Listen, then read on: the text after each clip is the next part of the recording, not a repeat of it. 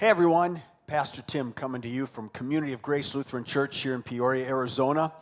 And today we are launching Advent, a weekend early. This is a bonus Advent weekend. And today we're beginning a brand new series called The Epic Story of Christmas. And so when you start any story, when you write a story, it's always good to begin at the very beginning, which is a very good place to start, by the way. When you read, you begin with, the tech team's a little out of it, A, B, C. And when you write a story, you begin with, well, a variety of things. You can start with a chapter title, you can start with a sentence, a word, a paragraph, an idea. But one of the great ways to begin an epic story is through the use of a prologue. Now, a prologue can serve several different purposes. A prologue can introduce the themes that will be coming up in the story. It can quickly give you the background of the characters or even give you some context so that once you begin chapter 1, you're up to speed and ready to go. In some ways, a prologue is like an overture from a musical.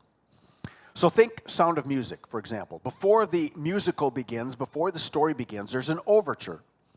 And the overture plays snippets from all of the songs that would be coming up. It serves as a kind of a tease. And so you've got Climb Every Mountain. How do you solve a problem like Maria? Do, re, mi. My Favorite Things. Lonely Goat Herd. Supercalifragilisticexpialidocious. And all of those little snippets in there get you ready for the big movie, the big story. And a prologue serves a similar function when you're writing a story. So to help you understand what I'm talking about, I'm going to give you a little quiz. I'm going to read out some prologues for you, and I want you to shout at your computer, at your TV, at your phone, and see if you can tell me who wrote the prologue and what it's to, what the story is. All right, so here's a few of them, and hopefully these will be pretty easy. A long time ago, in a galaxy far, far away. Some of you already know. It is a period of civil war. Rebel spaceships striking from a hidden base have won their first victory against the evil galactic empire. During the battle, rebel spies managed to steal secret plans to the empire's ultimate weapon, the Death Star, an armored space station with enough power to destroy an entire planet. Pursued by the empire's sinister agents, Princess Leia races home aboard her starship, custodian of the stolen plans that can save her people and restore freedom to the galaxy. All right, so written by George Lucas from Star Wars 4: A New Hope, that sort of sets up the context so that when the opening scene happens and you see Leia in there and she's fighting all those kinds of things or whatever's going on, I can't remember what happened in the movie, you know right away what's happening. So here's another one. Two households, both alike in dignity, in fair Verona, where we lay our scene. From ancient grudge break to new mutiny, where civil blood makes civil hands unclean.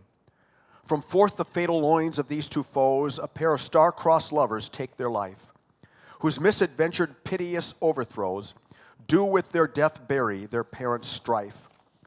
The fearful passage of their death-marked love and the continuance of their parents' rage, which but their children's end naught could remove, is now the 2 hours' traffic of our stage, the which if you with patient ears attend, what here shall miss, our toil shall strive to mend. Did you catch any of that? That's Romeo and Juliet, written by some guy named Bill Shakespeare. The next one, a little shorter. This book is largely concerned with hobbits, and from its pages, the reader may discover much of their character and a little of their history. Now, you might think that's The Hobbit, but it's actually Lord of the Rings by J.R.R. Tolkien. And here's the final one. Toby Baxter stared at the clock on the wall. 30 minutes until winter break. 29 minutes and 50 seconds until winter break. 29 minutes and 45 seconds until winter break. Each second felt like an eternity. Anybody? River Home for the Holidays by Tim Wright. And I include that for two reasons. One, that's just great writing. And it's a shameless promotion for my new book that's out. So a prologue plays the role of setting you up for the story. It can tease out some themes. It can introduce the characters, give you their background. It can set the context. So once you hit chapter 1, you're ready to go. Now, with that in mind, it should come as no surprise that the epic story of Christmas comes with a prologue. In fact, 4 different prologues.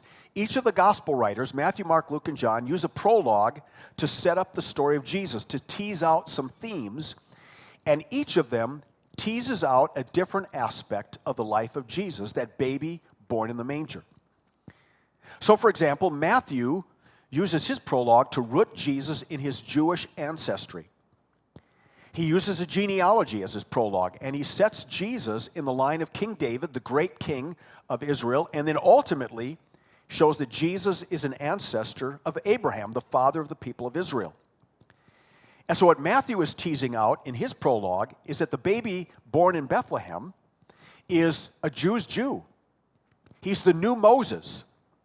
Moses who liberated the people of Israel in the Old Testament, Jesus has now come to liberate all of us from whatever it is that robs us of life. Then we've got Mark and Luke. And both of them have very different prologues, but both are rooted in part in the same theme, and that's the Roman Empire. And both of them want to say that Jesus is the new Caesar, the new emperor, who comes to bring a new kind of kingdom, a new kind of empire. Not an empire of peace built on oppression and death and tyranny, but an empire of peace built on love and grace, life, death, and resurrection. And then we get to the 4th gospel, John's gospel. And John begins his prologue this way. In the beginning was the Word, and the Word was with God, and the Word was God. He was in the beginning with God. All things came into being through him, and without him not one thing came into being. What has come into being in him was life, and the life was the light of all people. The light shines in the darkness, and the darkness did not overcome it. Now, if you hear those words and you kind of go, huh? You're not alone. There's a lot of stuff happening in those 4 verses, but embedded in that prologue, as is true in the other 3 prologues, is a melody of hope. You see, what John does with this prologue is he takes Jesus and roots him in the story of creation. In Genesis chapter 1, verse 1, in the beginning, God created the heavens and the earth. And he's teasing out that this Jesus was there at the very beginning. That the world was created through Jesus. And not only was Jesus with God at the beginning of the world, but Jesus is God, who has come to bring light and life into a world of darkness. He finishes the prologue with these words. And the Word became flesh and lived among us. The Message says it this way. The Word became flesh and blood and moved into the neighborhood.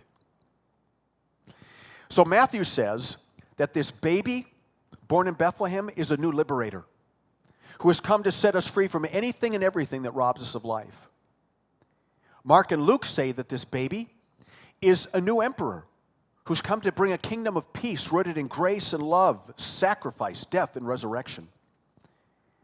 And John says that this baby is God come in the flesh, the creator of the universe who's entered into human history in the person of Jesus. This God, this creator, is not out there somewhere. This God is actively engaged in your life right now with grace and compassion. This God is not out there somewhere uncaring about what God created. God has come in the person of Jesus to put creation back together, to put your life back together. The God who created the sun, the moon, and the stars knows you and calls you by name in the person of Jesus and says, you're my son, you're my daughter.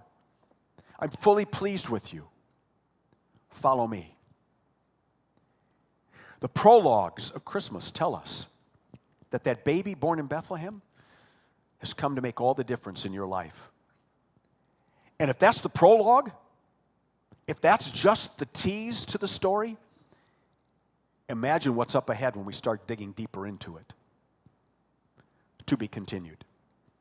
Amen.